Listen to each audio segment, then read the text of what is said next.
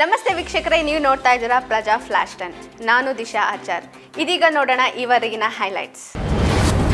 ಕಾಂಗ್ರೆಸ್ ಕಾರ್ಯಕರ್ತರು ಮತ್ತು ನಾಯಕರು ಮುಖ್ಯಸ್ಥರಾಗಿರುವ ರಾಜ್ಯ ಸರ್ಕಾರದ 5 ಗ್ಯಾರಂಟಿ ಯೋಜನೆಗಳ ರಾಜ್ಯ, ಜಿಲ್ಲಾ ಮತ್ತು ತಾಲೂಕು ಮಟ್ಟದ ಅನುಷ್ಠಾನ ಸಮಿತಿ ಅಸಂವಿಧಾನಿಕವಾಗಿದ್ದು ಅವುಗಳನ್ನು ರದ್ದುಗೊಳಿಸಬೇಕು ಎಂದು ಪ್ರತಿಪಕ್ಷಗಳಾದ ಬಿಜೆಪಿ ಹಾಗೂ ಜೆಡಿಎಸ್ ಶಾಸಕರು ಬುಧವಾರ ರಾಜ್ಯಪಾಲ ಥಾವರ್ಚಂದ್ ಗೆಹ್ಲೋಟ್ ಅವರಿಗೆ ದೂರು ಸಲ್ಲಿಸಿದರು. ಮುಡಾ ಹಗರಣಕ್ಕೆ ಸಂಬಂಧಿಸಿದಂತೆ ತನಿಖಾ ವರದಿಯನ್ನು ಲೋಕಾಯುಕ್ತ ನ್ಯಾಯಾಲಯಕ್ಕೆ ಸಲ್ಲಿಕೆ ಮಾಡಿದೆ. ಸೂಕ್ತ ಸಾಕ್ಷ್ಯಾಧಾರಗಳಿದ್ದರೂ ಸರಿಯಾಗಿ ತನಿಖೆ ಮಾಡಿಲ್ಲ, ಸುಳ್ಳು ವರದಿಯನ್ನ ಸಲ್ಲಿಕೆ ಮಾಡಿದ್ದಾರೆ ಎಂದು ಆರೋಪಿಸಿ 3 ಅಧಿಕಾರಿಗಳ ವಿರುದ್ಧ ಕೇಂದ್ರ ಜಾಗೃತಿ ಆಯೋಗಕ್ಕೆ ದೂರುದಾರ ಸ್ನೇಹಮಯಿ ಕೃಷ್ಣ ದೂರು ನೀಡಿದ್ದಾರೆ. ರಾಜ್ಯದಲ್ಲಿ ನಾಯಕತ್ವ ಬದಲಾವಣೆ ಹಾಗೂ ಅಧಿಕಾರ ಹಸ್ತಾಂತರ ಬಗ್ಗೆ ಹೈಕಮಾಂಡ್ ಹೇಳಿದಂತೆ ಕೇಳುತ್ತೇನೆ ಎನ್ನುತ್ತಿದ್ದ ಮುಖ್ಯಮಂತ್ರಿ ಸಿದ್ದರಾಮಯ್ಯ ಅವರು ಇದೀಗ ವಿಧಾನಸೌಧದಲ್ಲಿ ನಡೆಯುತ್ತಿರುವ ಅಧಿವೇಶನದಲ್ಲಿಯೇ ತಾನೇ 5 ವರ್ಷ ಮುಖ್ಯಮಂತ್ರಿ ಆಗಿರುತ್ತೇನೆ ಎಂದು ಹೇಳಿದ್ದಾರೆ.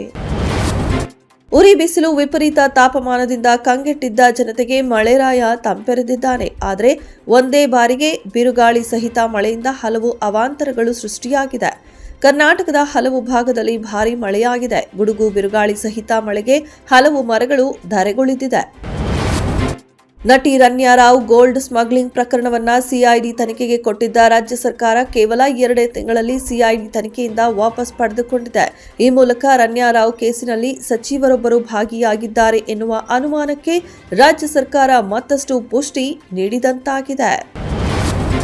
ಬೆಂಗಳೂರಿಗೆ 2ನೇ ಏರ್ಪೋರ್ಟ್ ನಿರ್ಮಾಣ ಮಾಡುವ ಸಂಬಂಧ ಕರ್ನಾಟಕ ಕಾಂಗ್ರೆಸ್ ಸರ್ಕಾರವು ಈಗಾಗಲೇ 3 ಸ್ಥಳಗಳನ್ನು ಅಂತಿಮಗೊಳಿಸಿ ಕೇಂದ್ರ ಸರ್ಕಾರದ ಅನುಮೋದನೆಗೆ ಕಳುಹಿಸಿದೆ.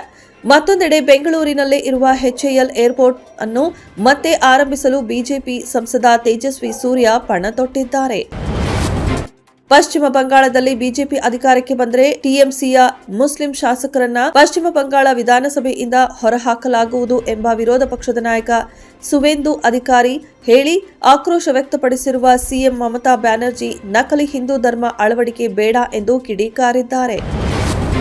ಪ್ರತಿಭಟನಾ ಕಿಚ್ಚು, ಡೀಪ್ ಸ್ಟೇಟ್ ತಾಳಕ್ಕೆ ತಕ್ಕಂತೆ ಕುಣಿದ ಬಾಂಗ್ಲಾ ಯುವ ಸಮೂಹ ಶೇಖ್ ಹಸೀನಾ ಸರ್ಕಾರವನ್ನ ಉರುಳಿಸಿ ಮೊಹಮ್ಮದ್ ಯೂನುಸ್ ಕೈಗೆ ಅಧಿಕಾರ ನೀಡಿದೆ. ಶೇಖ್ ಹಸೀನಾ ಪ್ರಾಣ ಉಳಿಸಿಕೊಳ್ಳಲು ಭಾರತಕ್ಕೆ ಓಡಿ ಬಂದರೆ ಅತ್ತ ಬಾಂಗ್ಲಾದೇಶದಲ್ಲಿ ಹಿಂದೂಗಳ ಮೇಲೆ ನಿರಂತರ ದಾಳಿ ನಡೆಯಿತು. ಟೀಂ ಇಂಡಿಯಾ ಚಾಂಪಿಯನ್ಸ್ ಟ್ರೋಫಿ ಗೆದ್ದು ಇತಿಹಾಸ ಬರೆದಿದೆ. ಸ್ಪಿನ್ ಮೋಡಿ ಮೂಲಕ ಭಾರತಕ್ಕೆ ಭರ್ಜರಿ ಯಶಸ್ಸನ್ನು ತಂದುಕೊಟ್ಟ ವರುಣ್ ಚಕ್ರವರ್ತಿಗೆ ಅಭಿನಂದನೆಗಳ ಮಹಾಪೂರವೇ ಹರಿದು ಬರುತ್ತಿದೆ. ಎಲ್ಲೆಡೆ ವರುಣ್ ಚಕ್ರವರ್ತಿ ಸ್ಪಿನ್ ದಾಳಿ, ವಿಕೆಟ್ ಕಬಳಿಸಿದ ರೀತಿಗಳು ಚರ್ಚೆಯಾಗುತ್ತಿದೆ. ಕ್ರಿಕೆಟ್ ದಿಗ್ಗಜರು ವರುಣ್ ಚಕ್ರವರ್ತಿ ಸ್ಪಿನ್ ಕೊಂಡಾಡಿದ್ದಾರೆ.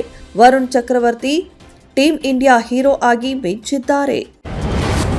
ಡೆವಿಲ್ ಚಿತ್ರದ ಚಿತ್ರೀಕರಣ ಇಂದಿನಿಂದ ಮೈಸೂರಿನಲ್ಲಿ ಪುನರಾರಂಭಗೊಂಡಿದ್ದು, ಶೂಟಿಂಗ್ಗೂ ಮುನ್ನ ನಟ ದರ್ಶನ್ ಚಾಮುಂಡಿ ಬೆಟ್ಟಕ್ಕೆ ಭೇಟಿ ನೀಡಿ ತಾಯಿ ಚಾಮುಂಡೇಶ್ವರಿ ದರ್ಶನ ಪಡೆದರು. ಚಿತ್ರದುರ್ಗದ ರೇಣುಕಾಸ್ವಾಮಿ ಕೊಲೆ ಪ್ರಕರಣದಲ್ಲಿ ಜೈಲು ಪಾಲಾಗಿದ್ದ ನಟ ದರ್ಶನ್ ಜಾಮೀನಿನ ಮೇಲೆ ಹೊರಬಂದು ಈಗ ಶೂಟಿಂಗ್ನಲ್ಲಿ ಭಾಗಿಯಾಗಿದ್ದಾರೆ. ಇದಾಗಿತ್ತು ಇವರೆಗಿನ ಹೈಲೈಟ್ಸ್. ಮತ್ತಷ್ಟು ಅಪ್ಡೇಟ್ಸ್ಗಾಗಿ ನೋಡ್ತಾ ಇರಿ ಪ್ರಜಾಧ್ವನಿ ಟಿವಿ.